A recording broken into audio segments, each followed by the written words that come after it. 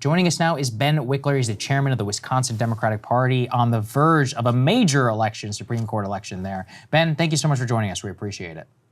Grateful to be with you. This is go time in the biggest election in the first 2/3 of this year, and it's potentially going to come down to the wire in the next about 32 hours. Okay, so obviously Elon Musk has been a major part of this current election now so far. He's been actually campaigning on the ground in the state, subject to legal challenges and more. We have a clip of that, and we're going to get your reaction. Let's take a listen.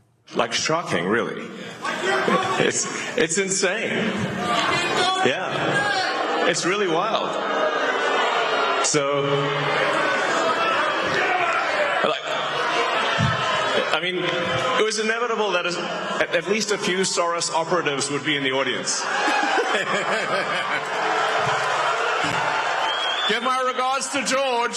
Say hi to George for me.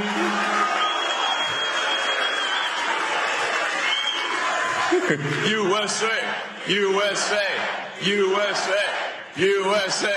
So, Ben, Elon has turned himself into a bit of a lightning rod there in Wisconsin. He's pumped some $20 million into the race. As I understand, you guys have plenty of money on your side, too. Can you tell us what it tell us about how it reflects the national political dynamics right now on the ground? Absolutely. So Elon Musk has now poured in $20 million through his super PACs and organizations, $3 million to the Wisconsin Republican Party. He's given out $3 million in checks. And he has these petitions where anyone who signs gets $100. We don't know, if 10,000 people have signed, that's another $1 million right there. If it's 100,000, that's 10 million. He's poured in vastly more money than any donor has ever put into any judicial election in the history of the country. Many times, much more than all the other billionaire donors on both sides of this race combined, about 10 times as much as, or 30 times, or 15 times as much as Elon Musk, who we mentioned. Susan Crawford's campaign is mostly funded, vast majority, by the more than 175,000 people who've made small dollar donations.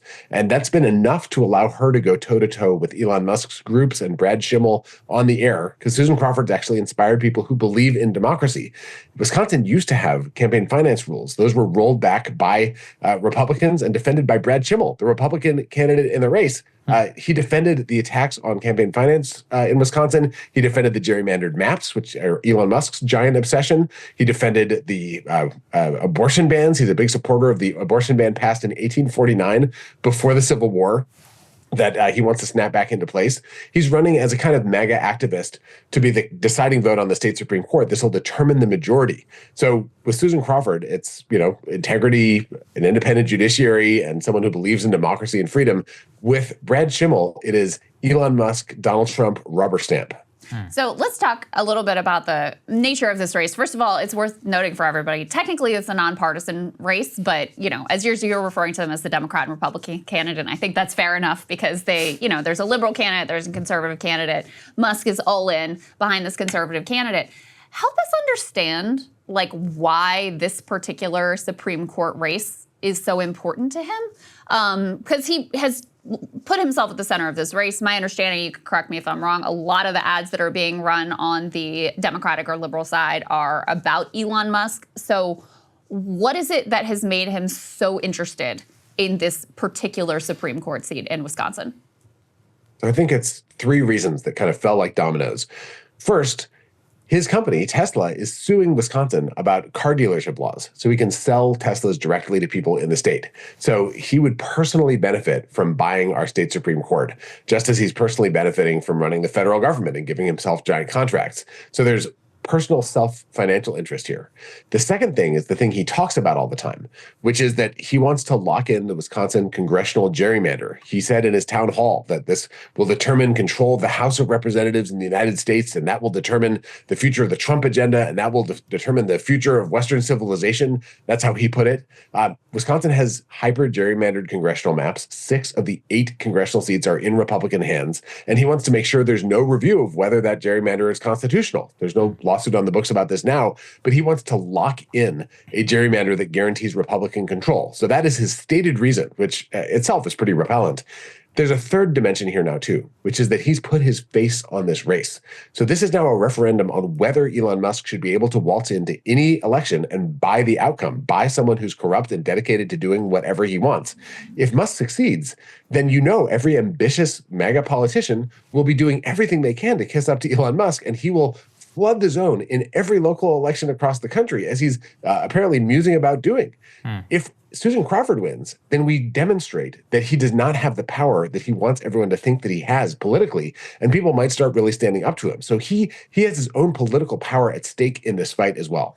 Ben, I know you were involved in the DNC race. I'm curious for your view generally of campaign finance. From what I see, we've got Reid Hoffman, a couple of billionaires, George Soros, as well as J.B. Pritzker, who are involved on the Democratic side for the candidate you're voicing support for here. So how do you reconcile some of this billionaire talk with some of the billionaire intervention on the Democratic side as well?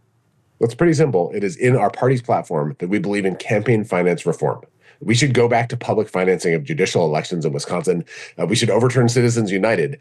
We don't believe in unilateral disarmament, so we're going to fight with everything we've got to elect people to office, especially the offices that can pass laws to change our campaign finance laws. What we cannot allow is a situation where the richest person in the world tramples in and, by bringing overwhelming financial force to bear, just buys whatever outcome he wants. And we're very clear at the Democratic Party of Wisconsin that plank in our platform is not for sale. We're going to try to change these laws if folks are elected who share these values. And on the Republican side, they are, on one hand, changing the laws to allow floods of money, and on the other hand, just doing giant favors for whoever it is that pays the piper. And that to me is a system of corruption that should end. Ben, one thing I wanted to get your sort of read on as well is really, I think for the first time I've certainly seen, you have Democratic base voters who are very upset with Democratic leaders. Democratic leadership in Washington is underwater with the Democratic base, and it's for a really simple reason. They feel like they're not doing enough to stand up to Trump and to stand up to Elon Musk. So what are you hearing in Wisconsin from the just sort of like normie Democrat rank and file?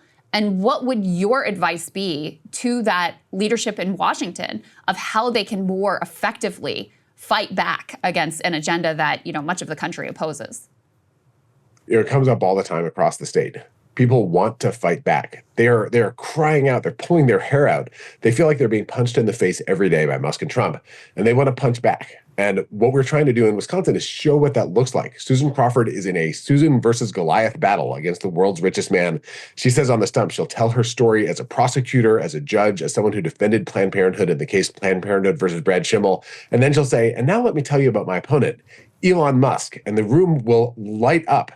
And my hope is that when they see how Susan Crawford has succeeded in defeating Musk, Trump, and Brad Schimmel, that will energize Democrats everywhere to fight back. I think, across the country, Democrats should communicate everywhere all the time. They should be on offense, and they should link what Musk and Trump are doing to the harm that it causes in people's lives, to the workers who are laid off, to the people, in cancer clinical trials that are suddenly shut down, who have no hope for a cure, to the folks receiving Social Security who can't get their calls returned when they have an emergency or the payment's not coming through. This is stuff that really matters to people, and Democrats should not be scared of their shadow. We should be going in with both fists to make sure that people can see not just how bad the Republicans are, but that Democrats stand for something, will fight for something, will fight for a country that works for working people, not just far-right billionaires, and will fight for a democracy. Well, I appreciate your commitment to the bit, Ben, and I appreciate your analysis here. We'll see if you guys prevail. Thanks so much. Thank you, Ben. Hey, if you like that video, hit the like button or leave a comment below. It really helps get the show to more people. And if you'd like to get the full show ad-free and in your inbox every morning, you can sign up at breakingpoints.com. That's right. Get the full show, help support the future of independent media at breakingpoints.com.